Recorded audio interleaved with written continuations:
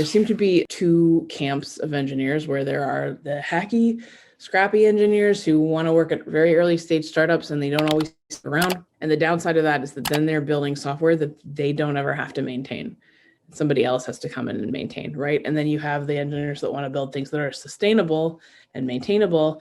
And sometimes the drawback to those kinds of engineers is that they don't always know when it's good enough. They optimize for things to be a little bit too polished.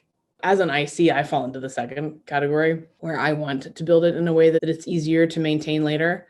And a lot of times that's great. And there's a handful of cases where I really need to scope that differently. So neither one of those engineers is necessarily better or worse. They both have their purpose, but it's kind of a bummer when somebody writes a bunch of hacky MVP code and then isn't obligated to maintain it in the future. And so they don't think about that.